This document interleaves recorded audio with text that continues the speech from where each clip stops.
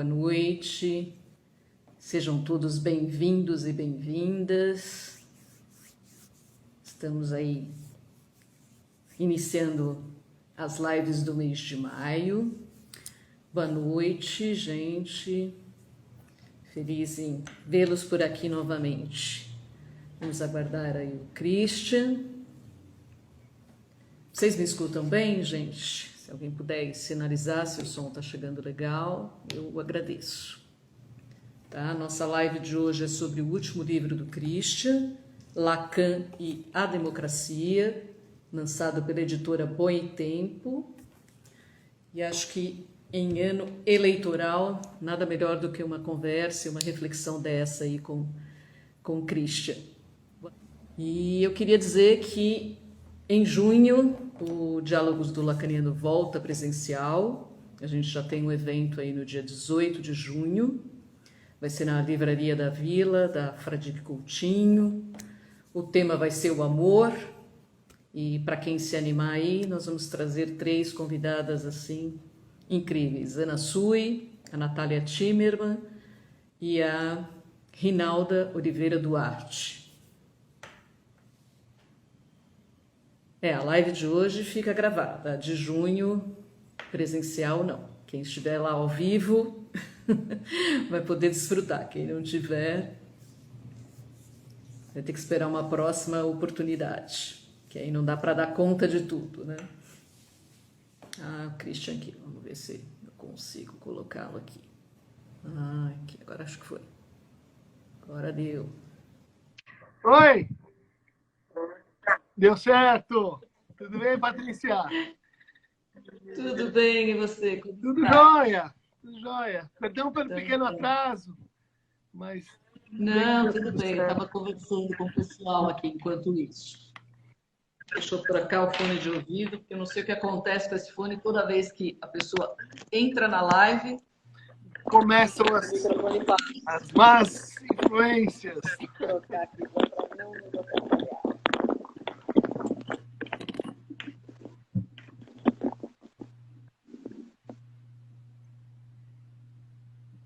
Tudo bem com você? Tudo bem, tudo em véspera de feriado, né? Pois é, um rapaz aqui estava falando, eu falei, acho que o pessoal foi para o carnaval. Falei, não tem problema, a gente faz com um ou com vários. E a gente quer conversar. Isso. Então vamos lá. Vou te apresentar, embora você não precise de apresentações, e aí a gente segue aí conversando. Bom, Christian Dankar é psicanalista, professor, coordenador do Laboratório de Teoria Social, Filosofia e Psicanálise da USP, o LATESFIP, autor de vários livros e artigos, colunista na UOL e na Boitempo. Nosso papo hoje é sobre este livro aqui. Pode ser deste também, tá? Pois é. Tem gente falando que não está me ouvindo, gente, se vocês puderem aí sinalizar. Você me ouve bem, né? Eu estou ouvindo bem, Paty. Alguém falou aí que não está ouvindo.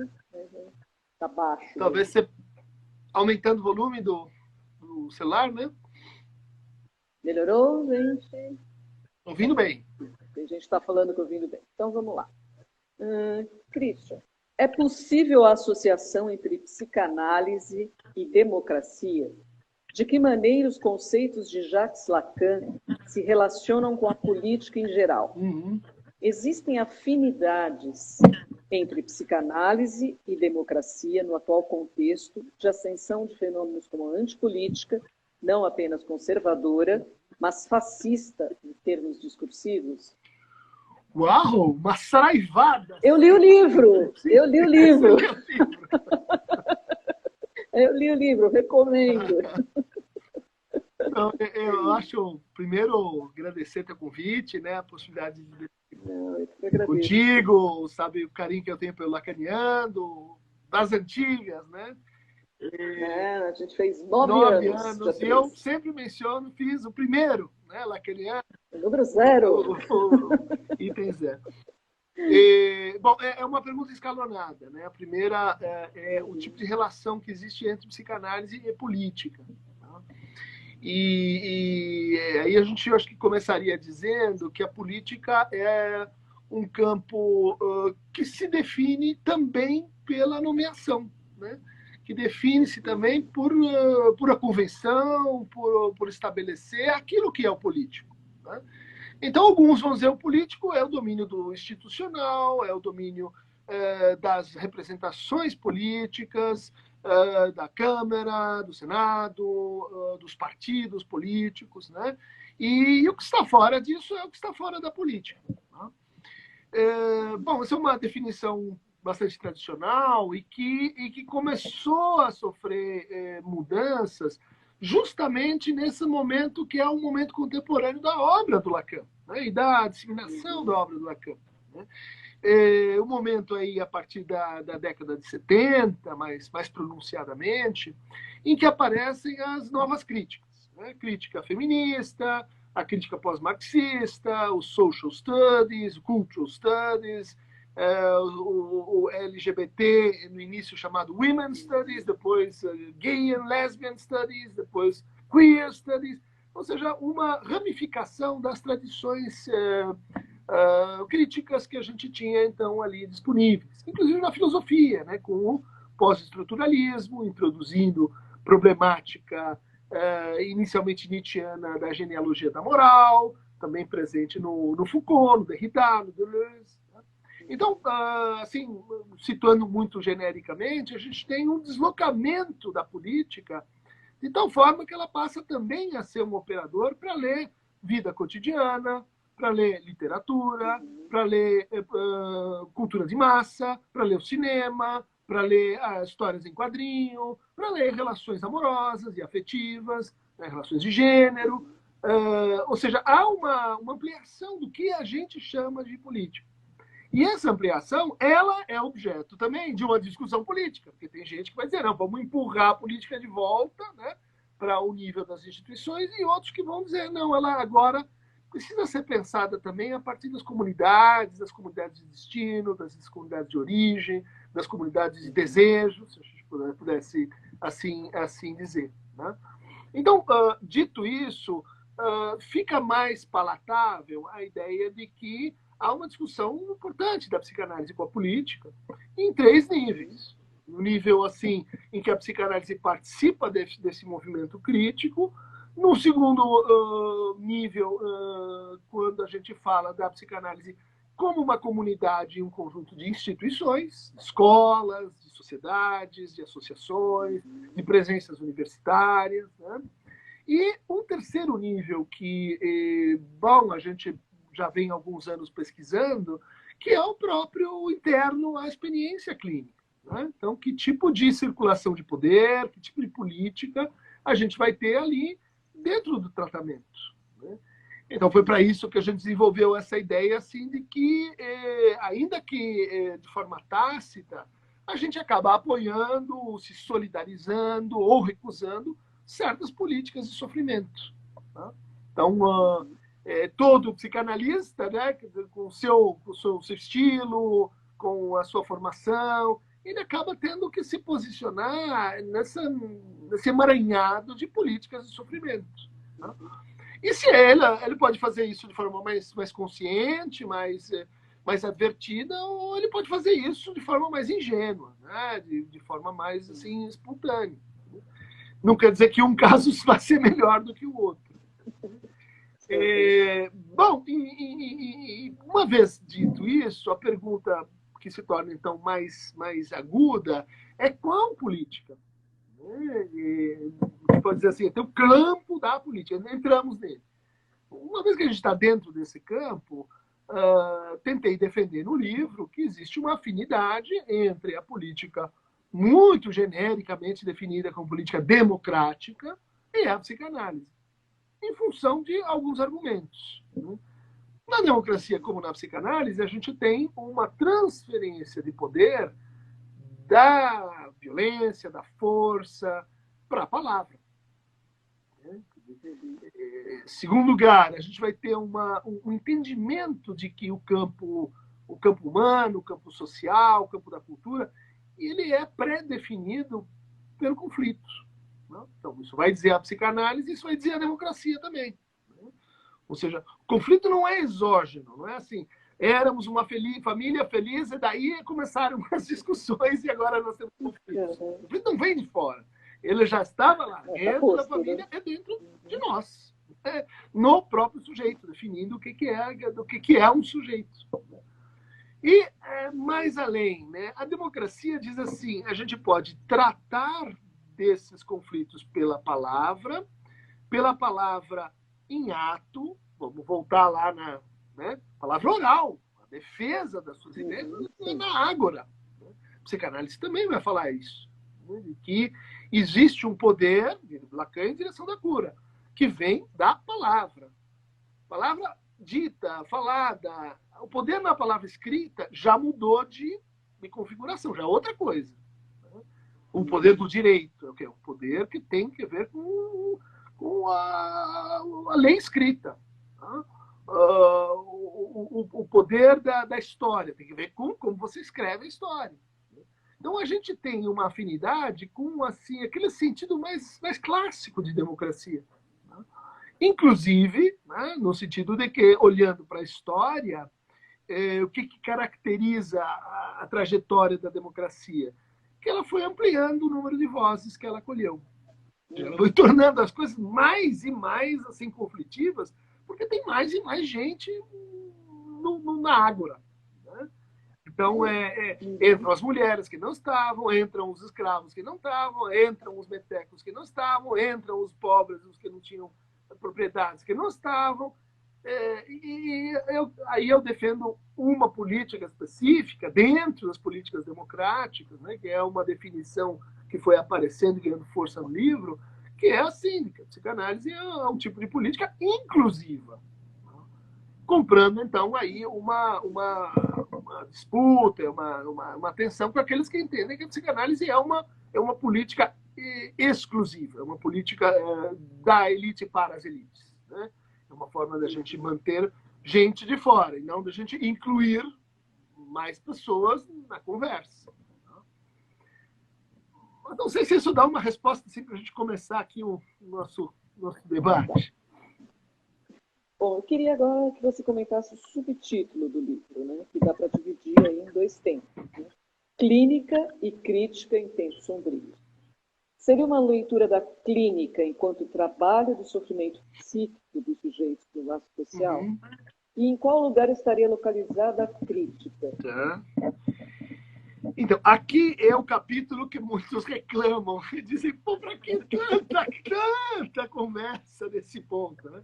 E talvez tinha um interesse aí meio paralelo que acabou entrando no livro e que diz respeito assim, a tentar mostrar, né, que a psicanálise enquanto uma prática, né, enquanto um fazer, ela tem por condição de aparecimento histórico a emergência de um sujeito capaz de um conjunto de atributos. Reflexividade, divisão, efemeridade, representatividade, e aí você pode ampliar ou reduzir essa lista. Né? Bom, o que a psicanálise introduziu em relação a isso? Né?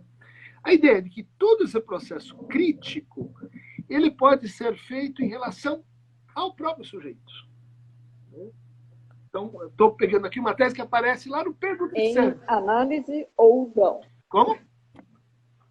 Em análise ou não, o sujeito. O sujeito, e a gente pode dizer assim, esse é um outro capítulo, né? Quer dizer, o laço social entre os psicanalistas, ele, para o Lacan, talvez não para o Freud, ele é uma espécie de desdobramento dessa implicação. Né? Mas, deixa eu tentar redizer isso. Né? É como se a psicanálise fosse, né, um dispositivo de crítica do eu. Um dispositivo de crítica do eu enquanto indivíduo, do eu enquanto indivíduo que se autogoverna, do eu enquanto indivíduo que se representa perfeitamente em instituições, do eu enquanto indivíduo que age racionalmente com relação a fins, né? Então, quando você vai para a análise, em geral, você se apreende como esse indivíduo, né? Esse indivíduo básico, vamos chamar assim. E você, na experiência do tratamento, vai efetivando uma crítica, né? Uma crítica de si, uma crítica discursiva de si. Claro que você pode dizer assim, não, mas crítica é pichar, crítica é atividade do super-eu, crítica é uma função egóica.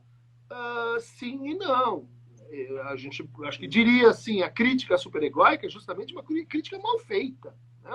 Uma crítica feita para que não aconteça a transformação. É uma crítica punitiva, né? Que é o sentido popular também. Vou criticar, vou me posicionar contra. Né? Não. O verdadeiro sentido da crítica remonta à ideia de negatividade. Né? A ideia de que as coisas poderiam ser outras. A gente poderia ser outro. Aquilo que é pode vir a ser outro. Ou seja, processos de negação. E daí tem, então, nesse capítulo, uma discussão intrincada sobre, assim, que tipo de ontologia a gente presume? Uma ontologia da negatividade. Né? Que tipo de sujeito a gente presume? Um sujeito dividido. Que tipo de prática, né, a gente vai dar para o sujeito? Aquela que é concernente ao desejo. Né? E aí se monta, então, uma aproximação da psicanálise com as tradições críticas. Isso não quer dizer que ela vai nem se subordinar, nem se aliar necessariamente com nenhuma delas. Né? E nem que ela vai assim, se impor às outras. Né? E Cristo. Fala. Uhum. E de que forma este livro dialoga com o Mal-Estar, Sofrimento e Sintomas, que é de 2015, e o Patologias do Social, de 2018? Tá. Esse livro, Lacan e a Democracia, surge a partir do golpe? O que você vinha pensando? Esse é um livro que a gente poderia chamar assim, ele tem uma parte assim, de fundamentos, né, que me pareceram necessários para assim conversar com a comunidade de psicanalistas. Né? Então vamos ver lá, o Lacan falou de política, o Lacan falou de poder, o Lacan falou de democracia. Né? Isso não é uma invenção que vem de fora, de doutrinadores, etc. Era importante fazer isso no contexto do debate, né? Que se acirrou na primeira eleição de Bolsonaro, que já vinha batendo a porta, né? De que, bom, a psicanálise não tem nada a ver com a política, muito menos com o que ver com a democracia. Né? Tem uma segunda parte do livro que remonta a esse período e às intervenções. Né? Intervenções para ler e tentar especificar que tipo de política é essa, que tipo de democracia é essa que poderia, de alguma forma, ser incrementada, apoiada, suportada pela psicanálise. Né? Então, tem vários desdobramentos em torno do negacionismo, né, no contexto da Covid, em torno das políticas de identidade, das políticas de gozo, das políticas ligadas, vamos dizer assim, ao capitalismo, né, a renovação do capitalismo na forma neoliberal. Então, esse é um livro que é um pouco assim de aplicação das coisas que a gente fez em outros trabalhos a esse contexto específico. É Brasil, é um livro que debate, por exemplo, com o neopentecostalismo. Que fundamentalismo é esse e quais são as suas origens, como ele responde ao sintoma brasileiro. Então, tentando responder a tua pergunta, né? Mal-estar, sofrimento e sintoma. Lança essa hipótese de que existe um sintoma brasileiro que a gente chama de condomínio, né? Que aparece na prisão, que aparece no shopping center, que aparece nas comunidades segregadas. Né? O fundamentalismo pode ser compreendido à luz dos desdobramentos desse sintoma social. Né? Então, baixa os muros, a gente descobre, de um lado, que o Estado ele não está cumprindo a sua função de suporte social, né? Então, há uma demanda de coesão e de sobrevivência gerada a partir disso. Né? Em segundo lugar, há a emergência de uma nova forma religiosa que parasita ou que absorve os princípios do neoliberalismo. Né? Uma religião de resultados, uma religião para, vamos dizer assim, empresa, onde não é um problema que essas coisas andem juntos, uma religiosidade que tem aspirações políticas diretas, de eleger deputados, de fazer a bancada da Bíblia, de fazer compromissos do que de expansão de seu poder. Né? Que é capaz de, retoricamente, pôr Jesus Cristo atrás de uma arma. Então, para pensar tudo isso, a gente tem que pensar o que eu chamei no livro de uma espécie assim, de patologias da democracia. Né? Que é como as democracias morrem, por que a gente odeia a democracia, por que a gente despreza a democracia, por que é tão fácil bater na democracia até que você perca. Daí você vai dizer, eu quero ela de volta. Eu não sei mais como é que eu faço, mas aquele lá estava bom. Estava bom e eu não sabia. sabia. Por quê? Porque também, de um outro ponto de vista, a democracia é uma ideia que chegou num certo esgotamento. Né? Quer dizer, é o que eu chamo assim de democracia categorial. Aquela lá, direitos humanos e democracia liberal mais ou menos parlamentar, a gente quer mais. Isso não significa jogar a democracia fora, mas significa reinventá-la.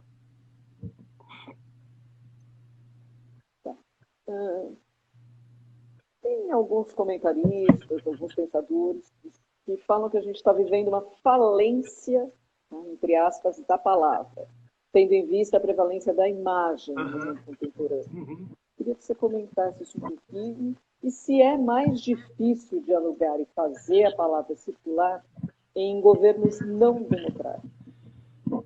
Se é mais difícil, sim. Respondendo já, né? É quase uma definição dos governos não democráticos.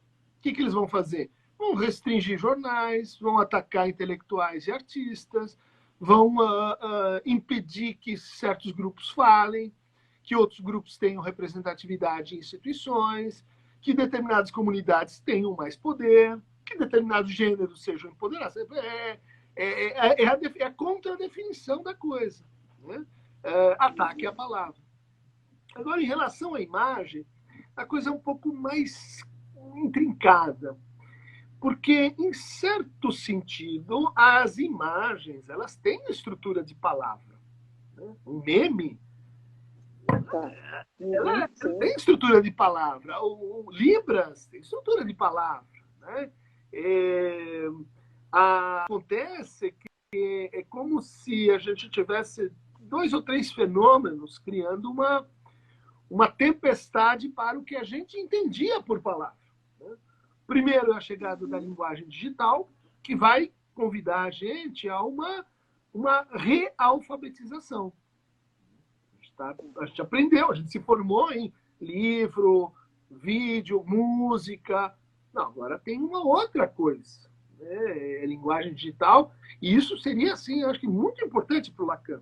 Se o inconsciente se estrutura como uma linguagem, mudanças estruturais de uso na linguagem vão alterar o inconsciente. Né?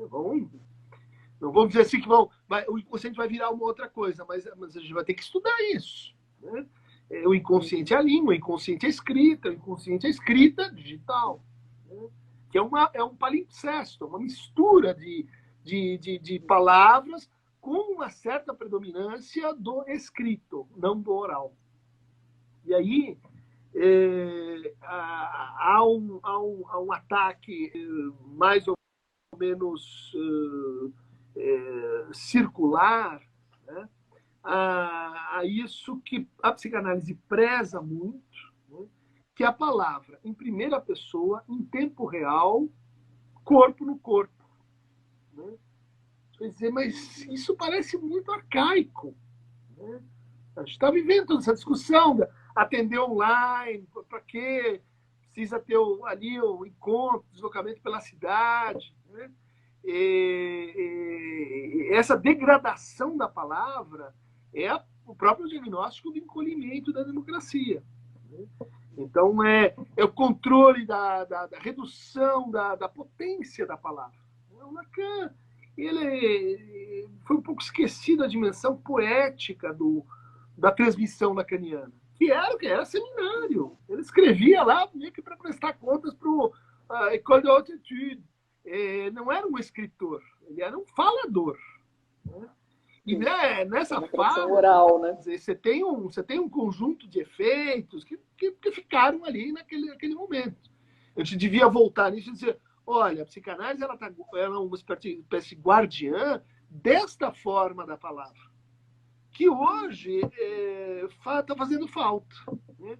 Porque esta forma ela está ligada a uma certa experiência da intimidade, uma certa experiência da comunalidade, uma certa experiência do corpo, há uma certa experiência do que significa partilhar afetos. Enfim, tem uma série de coisas que dependem disso. E a gente não se dá muito conta. Né? Isso vai se misturando com o resto. Quando a gente vê, os nossos pacientes estão falando assim. Não, e daí eu disse para ele me respondeu, daí eu falei que não, e daí a gente decidiu. E eu falei, E daí você pegou na mão dele? Não, era tudo por WhatsApp. Se era por WhatsApp, você estava falando com o sujeito, você estava escrevendo. Não, mas é a mesma coisa. Ele entendeu o que eu quis dizer. Ela sacou o que eu falei e escrevi. Pra gente isso é criminoso. Pra gente isso assim, quer dizer, a loucura, né? Os paranoias, negacionismos, fake news, são problemas que estão muito ligados a essa tradução assim, não percebida. Né? Tem um abismo entre escrever e falar. E não gostaria de defender aqui assim, o primitivismo da fala, que ela é melhor. Não, é só o desconhecimento do gap. Né? Vou aproveitar duas perguntas aqui que tem a ver. Uma foi uma afirmação que eu te devolvo enquanto pergunta. Se democracia sempre leva à ditadura. Foi uma afirmação, eu estou te devolvendo enquanto pergunta. E a outra é, qual a potência do ou no encontro? Do encontro e no encontro. Né? Uma pergunta assim, que envolve uma certa precisão. Né? Vamos ver a primeira, porque ela é muito discutida no texto, ela remonta ao Platão, e o Lacan entra nessa conversa comentando o Platão. E é interessante porque o que o Platão diz, com os acréscimos do Lacan, são muito contemporâneos.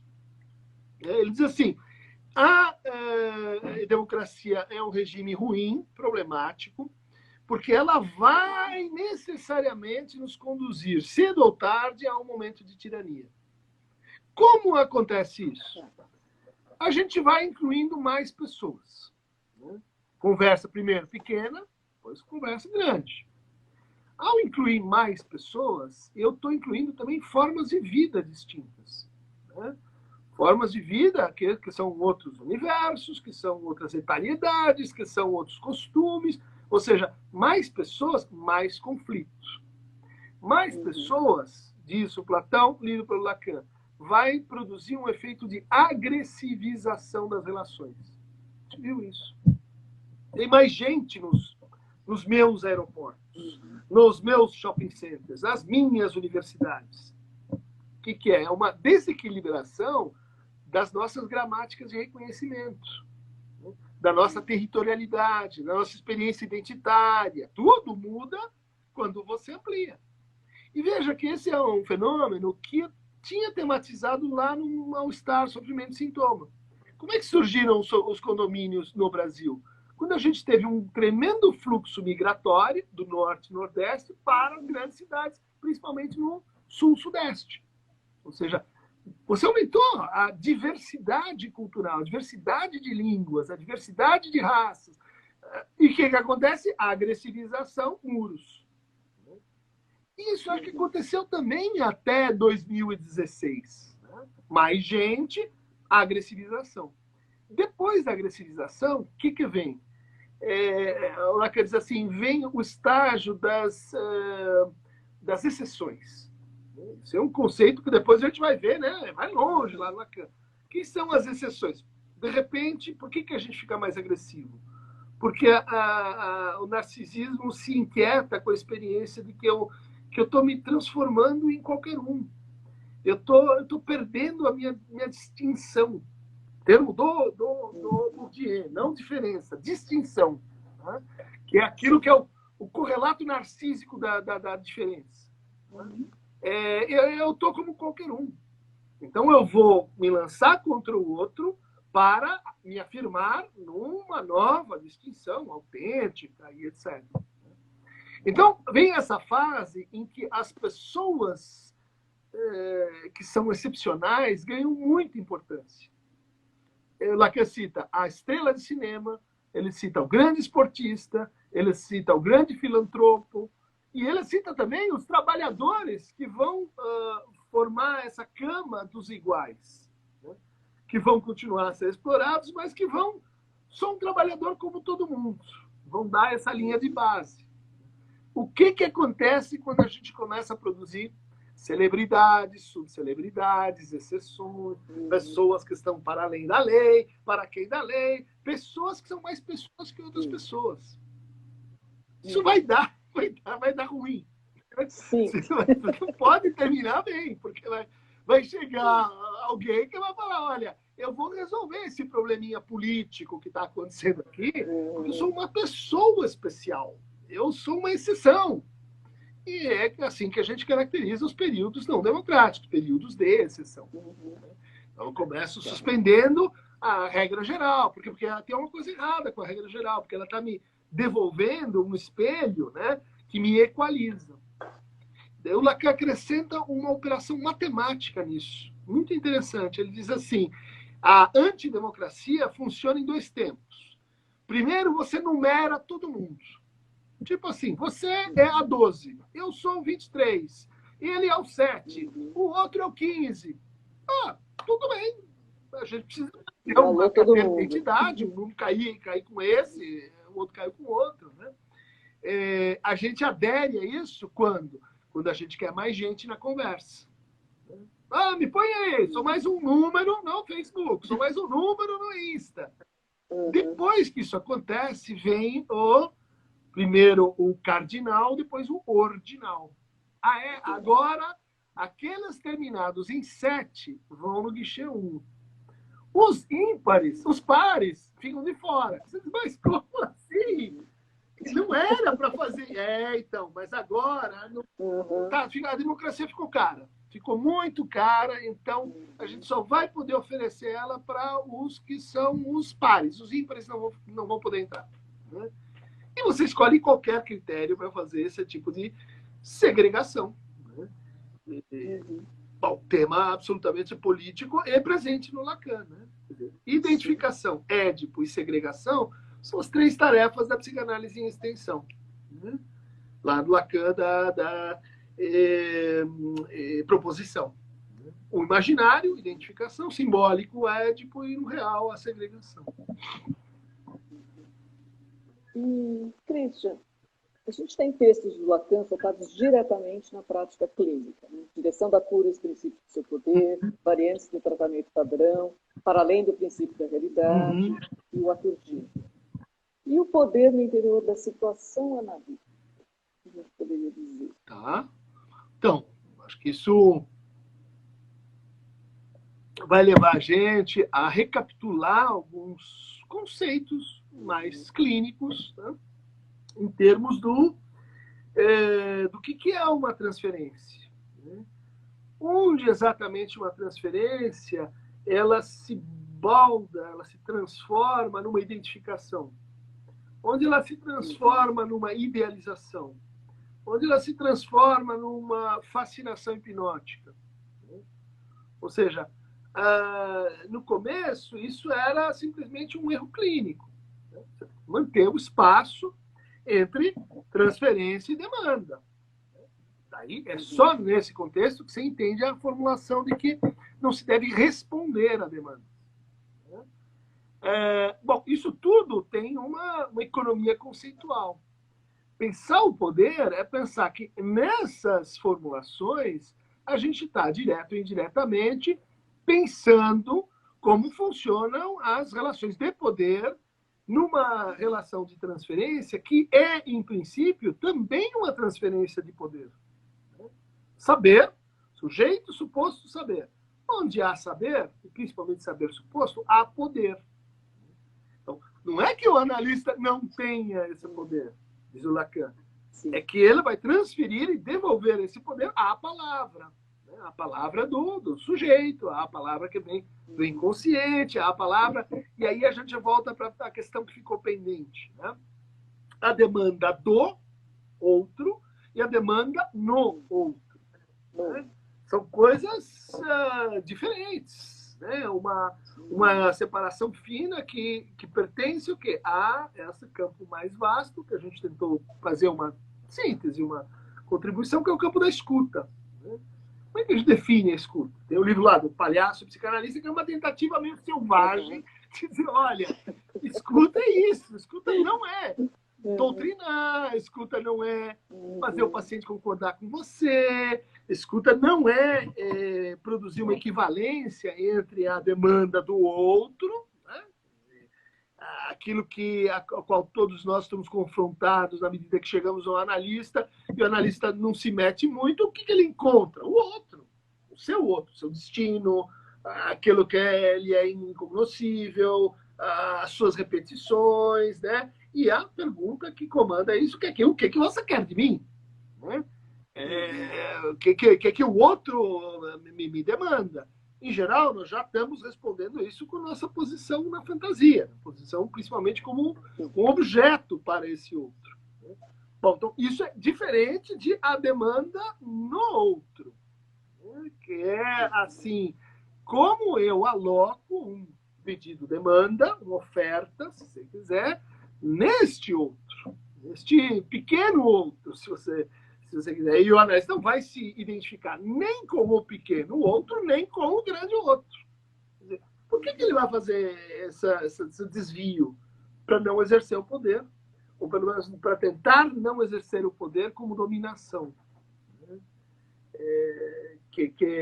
Que ainda, acho que o debate está muito carregado por um certo ódio à noção de poder. Né? Onde tem poder, a gente detesta. Né? Onde tem poder, a gente diz, não serve, não quero. Né? Eu acho que isso não funciona muito bem. Né? Isso funciona para um certo modelo, um certo giro de crítica. Né? O que a gente quer é o poder democrático. Mas eu quero democracia sem poder. A democracia vem junto com o poder. Ela é um jeito de distribuir o poder, de lidar com o poder, mas ela é uma resposta para Kratos, né? O poder. Autocratos, não, democratos. Mas, para isso, a gente, na psicanálise, vai jogar, então, com uma série de procedimentos, né, que são clínicos e políticos. Quero crer. E, Christian, qual a importância das clínicas públicas de psicanálise e do movimento Psicanalistas pela Democracia? Você acha que as clínicas públicas de psicanálise são um caminho para a democratização da psicanálise, no sentido de torná-la mais acessível e menos elitista? Aí tinha uma outra pergunta aqui, que estava rolando, se as análises online permitiram essa democratização da psicanálise. Então, né, a gente vai usando esse operador para tentar, vamos dizer assim, qualificar o que seria uma psicanálise mais abrangente, mais acessível. Né? Então, obviamente, eu acho que concordo com isso, né, de que os atendimentos online eles são parte dessa democratização. Por quê? Porque eles incluem pessoas que estariam de fora. Na minha cidade não tem nenhum analista. Eu moro lá na Amazônia, eu moro num lugar que não vai dar. Se tiver um analista, ele vai conhecer toda uma cidade, é difícil, é chato, não consigo me mexer dentro da cidade, tem um problema de mobilidade. Ou seja, isso é inclusão, isso é mais pessoas que podem ter acesso à psicanálise. As clínicas públicas, elas são uma outra maneira da gente caminhar nessa direção, né? Principalmente porque, assim, elas introduziram uma diferença na relação entre, assim, o institucionalizado e o comunitário. Porque desde sempre você e eu sabemos que você pode conseguir acesso a um psicanalista se você vai a uma clínica escola, ou se você procura, por exemplo, o Fórum Campo Lacaniano, o DAOS, a Rede Clínica. A gente sabe disso há muito tempo. Tá? Mas a gente sabe também que as instituições, elas são, no Brasil, potencialmente excludentes. Eu não vou lá. Aquilo é para brancos, aquilo é para ricos, aquilo é um lugar que não... Como é que eu vou me vestir? Eu não me sinto pertencendo aqui. A gente encontra esse muro quando a gente fala de USP. Né? Sabe, aí tem o meu seminário lá há 20 anos, dizendo, olha, esse lugar é para ser sentido pelas pessoas como delas, qualquer um. Mas dizer isso, fazer o convite, colocar uma placa, é muito diferente de fazer isto se entranhar, né? Isso ser assim pessoalmente realizado pelas pessoas comuns, as pessoas que estão andando numa praça. Né? Então, eu acho que o potencial democrático ali é duplo ou triplo, né? Porque tudo bem, você fala das suas questões para aquele contexto, aquele momento e etc. Né? Uma, duas, três, quatro, difícil, né? Que os tratamentos vão muito, muito longe do ponto de vista da sua extensão. Né? Mas o que isso ativa? A ideia de que você pode cuidar de si. A ideia de que você pode falar com o outro. A ideia de que uma psicanálise não é uma coisa tão complicada. Você chega lá e fala, caramba, se o outro for um completo idiota, ela vai ser legal, vai ser assim, uma viagem. Né? Esse clique, as clínicas abertas, então, elas estão produzindo. Elas estão produzindo porque isso significou um movimento no espaço público, não no espaço só das instituições. Isso, então, conseguiu ser reverberado pela imprensa, isso conseguiu produzir outras iniciativas conexas, né? Intervenções, práticas semi-psicanalíticas, aparentadas à psicanálise, tornando a psicanálise, ou, na verdade, visibilizando a psicanálise como algo que ela já era no Brasil antes. E isso todo mundo que vinha para cá dizia. Psicanálise no Brasil é uma coisa estranha, porque ela não estava na França, ela não estava nos departamentos de literatura, ela não era uma coisa assim para especialistas. A psicanálise é um movimento social. Um movimento social sem lideranças, dizendo agora para cá, não, agora para lá, venham todos, vamos cruzar o Mar Vermelho. Tem uns caras que enfim, essa ideia na cabeça, mas em geral tem um outro por aí. Então você tem uma movimentação social, né, histórica, né, que consegue ter alguma continuidade, indo numa direção. Agora, gera para novos problemas. Eu acho que esse é o momento que a gente está agora. Como oferecer formação para a quantidade de novos terapeutas, analistas, pessoas interessadas, né? Como qualificar a escuta, como colocar a psicanálise num sentido mais longo, vamos dizer assim. A gente sabe, estamos aqui numa live, 20 anos depois, discutindo as mesmas coisas. É uma forma de vida.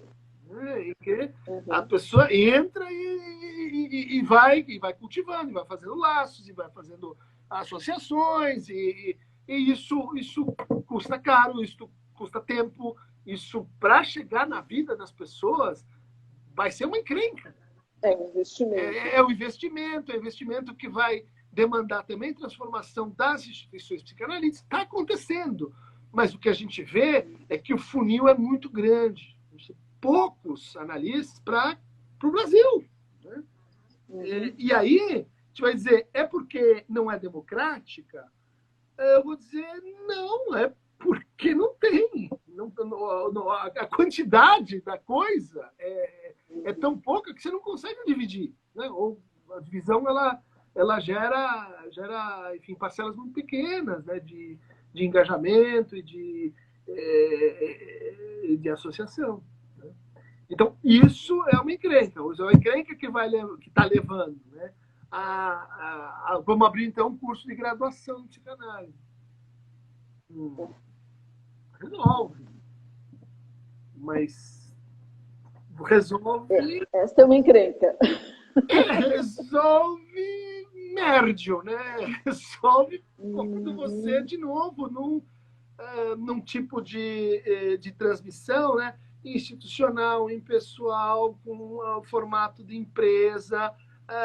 Você vai dizer, eu quero essa, porque essa não é de elite. Não sei como resolver isso aí. O que você acha, você, Patrícia? Como é que a gente sai dessa? Olha, é difícil. Não é fácil. E, Cristian, como pensar hoje os afetos na política?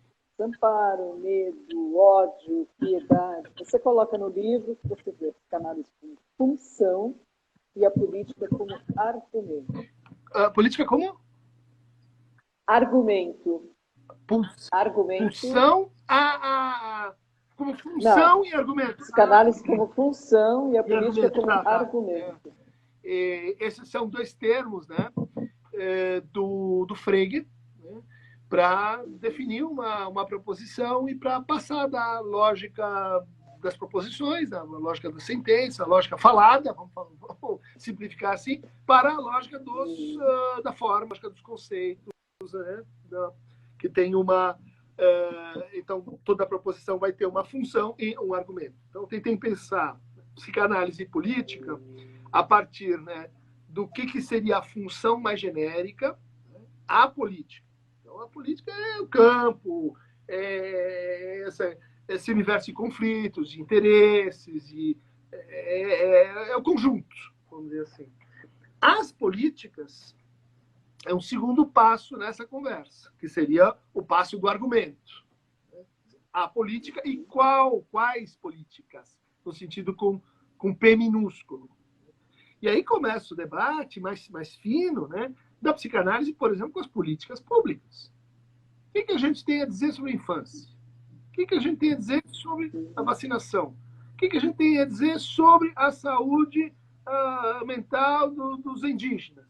O que a gente tem a dizer sobre as políticas num sentido, vamos dizer assim, concreto? O que a gente tem a dizer sobre saúde mental? Os CAPs, o desmonte, etc. Né? Essas são políticas com P minúsculo. O que a gente tem a dizer sobre o feminismo?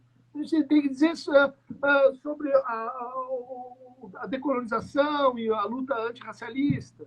Né? O que a gente tem a dizer sobre a divisão social do trabalho e a acumulação? E o que a gente tem a dizer sobre a política marxista, marxiana, pós-marxista, como queira. Então, em geral, as pessoas ligam psicanálise com política nesse segundo termo, não na função, no argumento. Essa eu não quero. Tudo bem, eu acho que funciona, né, para o campo, né, essa discussão. Só que onde isso leva? Né? Há uma pergunta que é mais ou menos assim: qual psicanálise para qual política? Que é a discussão, que é onde ferve a coisa. Né? Porque a gente vai ter que sair um pouco do nosso sintoma de base, que é, assim, os lacanianos, os kleinianos, os bionianos, os jungianos, os psicanalistas. E falar, olha, aqui também tem um campo que deveria se organizar um pouco mais democraticamente.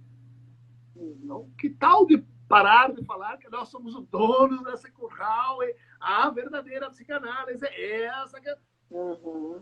Um pouco mais de humildade, né? Quer dizer, dá para entender o que você quer dizer, que é a psicanálise que você acredita, que você acha, que é a sua, que você se formou e etc. Mas cuidado com a maneira de expor isso, porque nessa nova situação, o argumento de filiação, autoridade, genealogia, ele é meio secundário.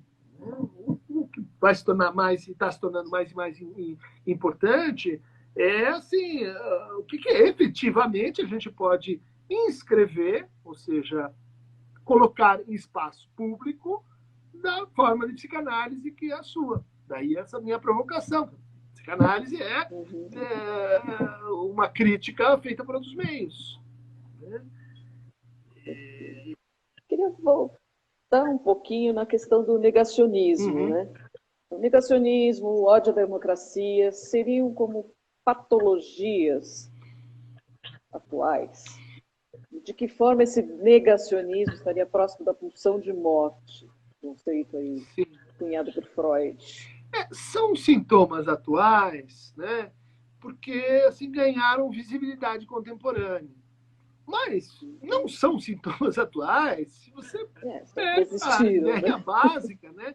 Aliás, a ideia que está na raiz do entendimento psicanalítico do sujeito, né?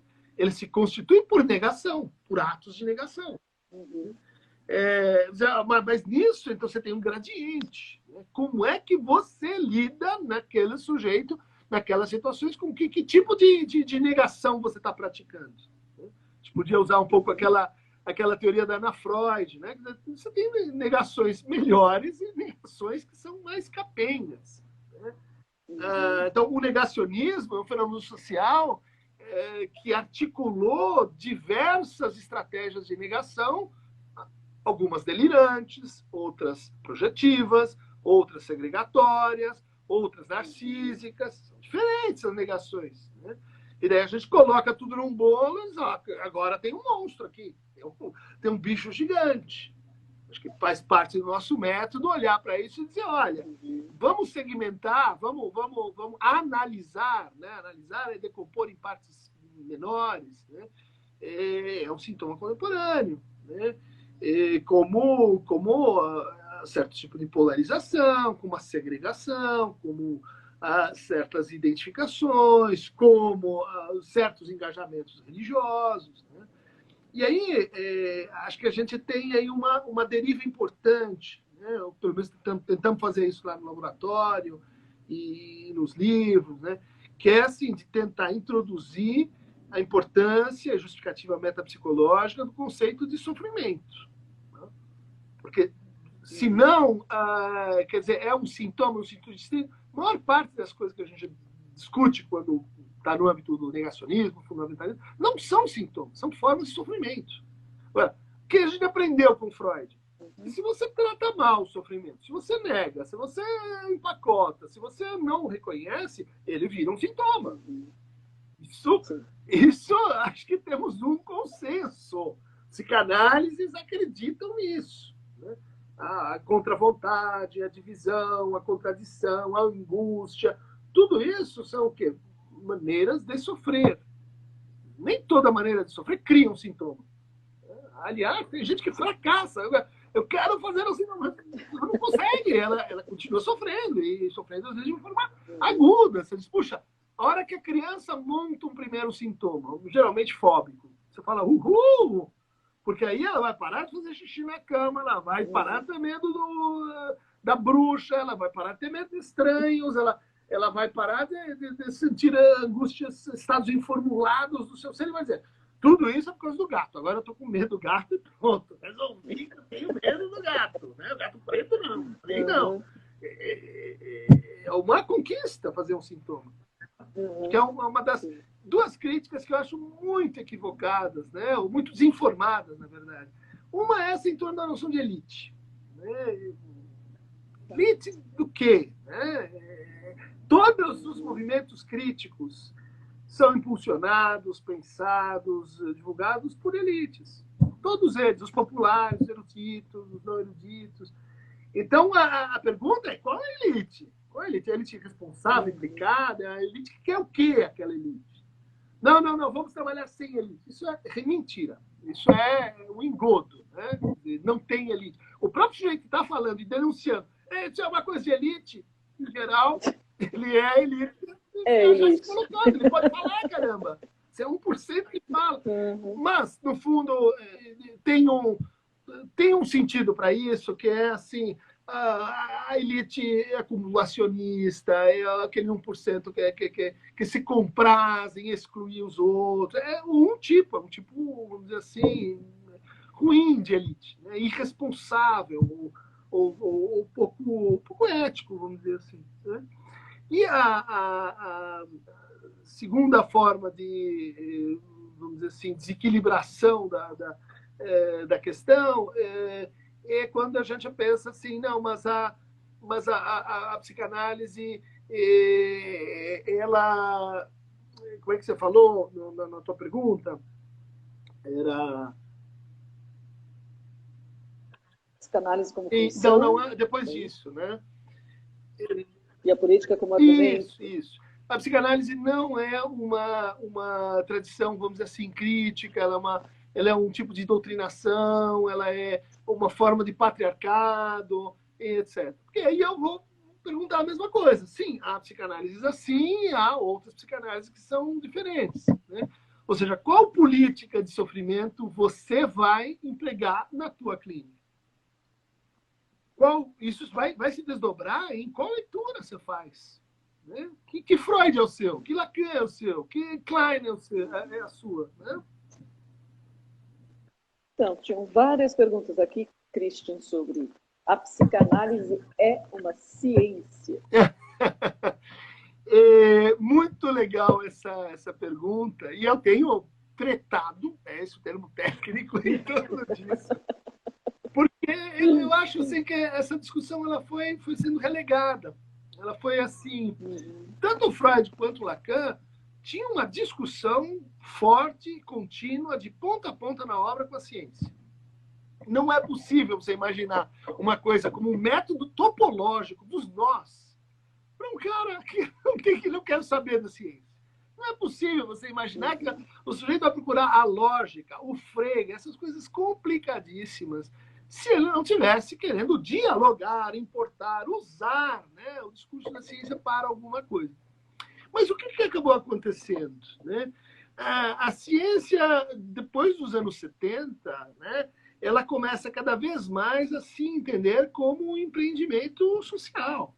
A ciência é o que os cientistas fazem, vai dizer lá o Kuhn. Né? A ciência é o que a gente convenciona que é ciência. Mas, portanto, você está qualificando e formando uma certa elite. Né? Uma certa elite com contornos normativos, né? E que vai se traduzindo em conceitos normativos. Então, na psicologia, a gente vê isso galopantemente. Né? Você pensa ao contrário. Eu consigo, vamos dizer assim, formular, justificar esse conceito em termos categoriais? Então eu vou usá-lo porque eu posso, vamos dizer assim, colocá-lo numa chave científica.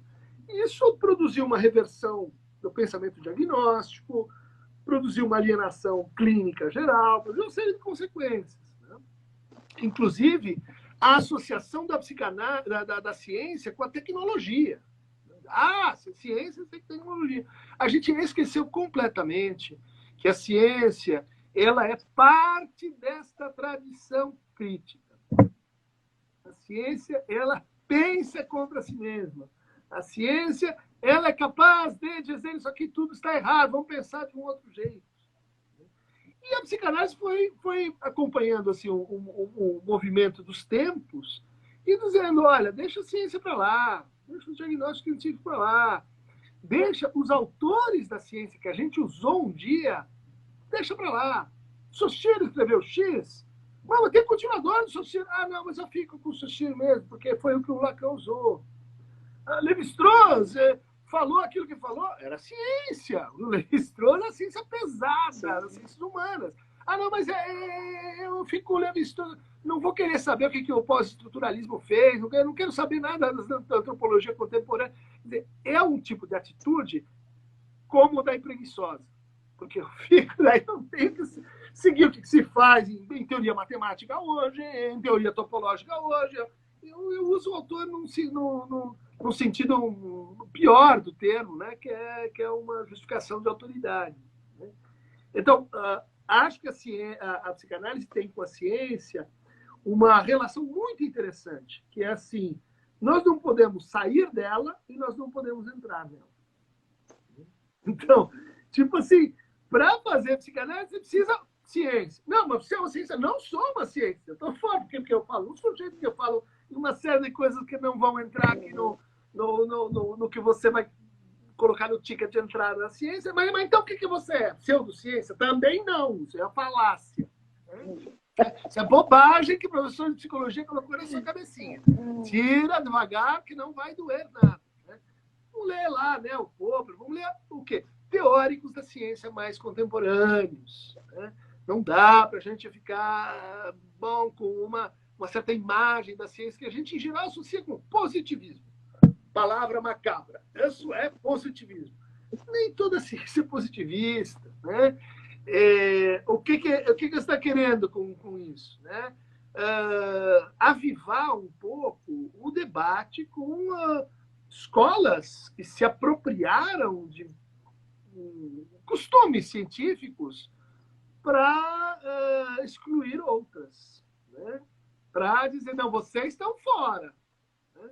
Você sai pela portinha dos fundos, porque quem faz ciência, quem deve ser apoiado pelo Estado, quem consegue se justificar, somos nós. Como se a ciência fosse a única forma de se justificar. E aí perdeu, caiu a casa. Tem outras.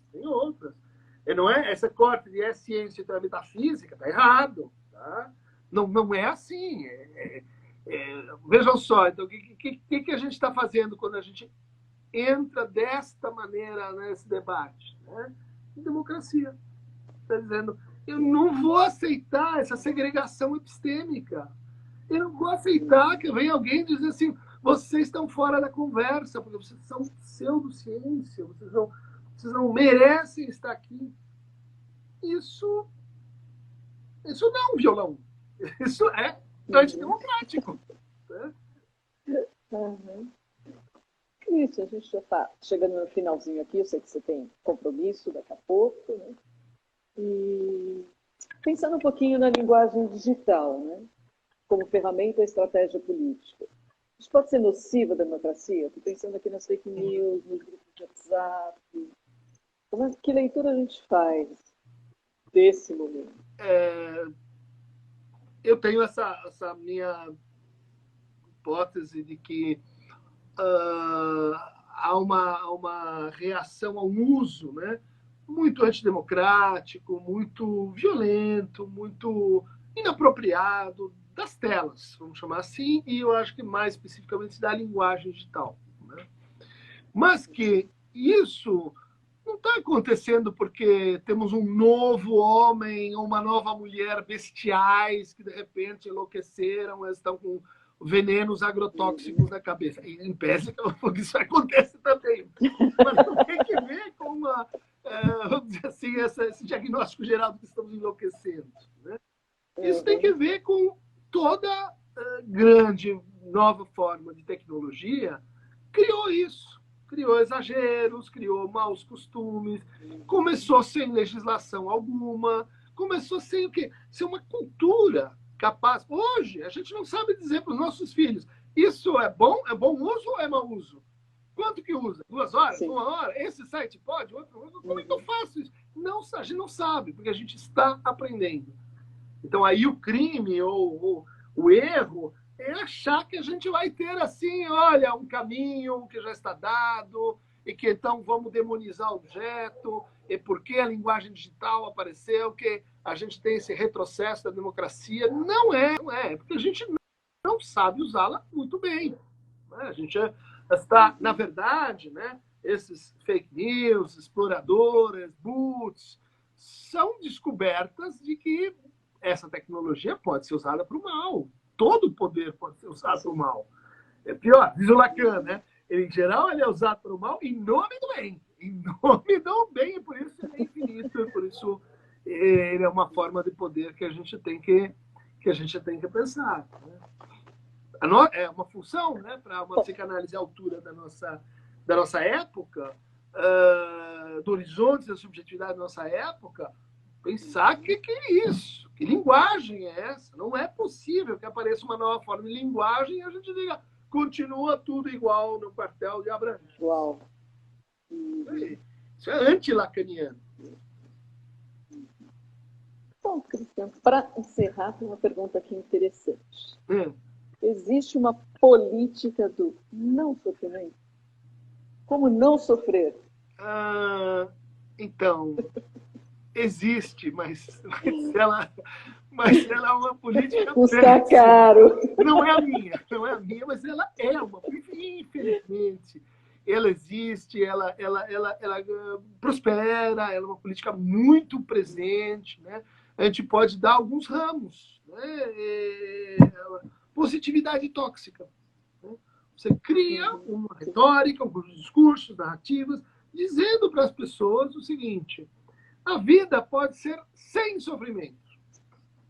Você está falando. Né? A vida deve ser sem sofrimento. É tipo assim, sofreu, volta lá no manual que você está usando errado. Porque a vida, ela mesma, é assim um flow, né?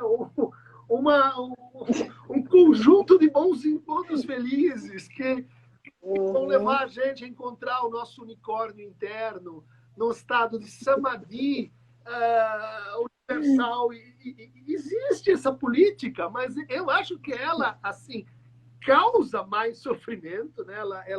Ela cria um sofrimento colateral que a gente devia evitar. Né? A gente morre, isso é sofrível, a gente tem um corpo que vai envelhecendo, aqui, ó, já não tem mais base. A gente tem os efeitos, né?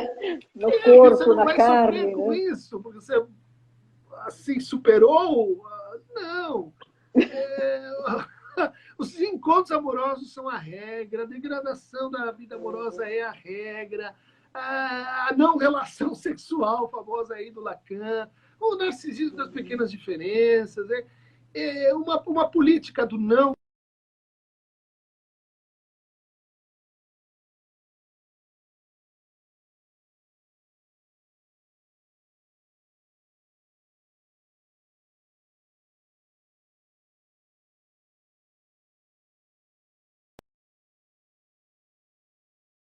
Continue a achar que quanto mais a gente sofre, melhor fica. Não, isso é ridículo. Sofrimento não torna ninguém melhor. Em geral, só piora a coisa. Né? São formas brutas, equívocas, né? muito rudimentares de política. Cristian, super obrigada. Vou deixar uma recomendação aqui novamente. Lacan e a democracia. Sua live na Boitempo E agora, né? às 20h30, a gente vai continuar essa conversa. Então, para quem quiser continuar seguindo nessa conversa, o Cristian está lá no YouTube, no blog, no canal da Boitempo, para continuar essa conversa aí. Cristian, super obrigada mais uma vez. Eu que agradeço o pessoal da Rádio Cultura, né? Da Rádio Cultura de Curitiba. Oi? Não, esse é o Diálogo Bacaniano, esse é meu, aquele projeto. Tá. A gente tem o apoio deles. Né? Tá. Uhum. Muito bom. Muito obrigado, então, Patrícia. Longa vida aos teus projetos. Obrigada, Cristian. Seguimos aí. Super obrigada. Tá. Tchau. Beijão, Cristian. Tchau. Vou salvar aqui, pessoal. Tchau.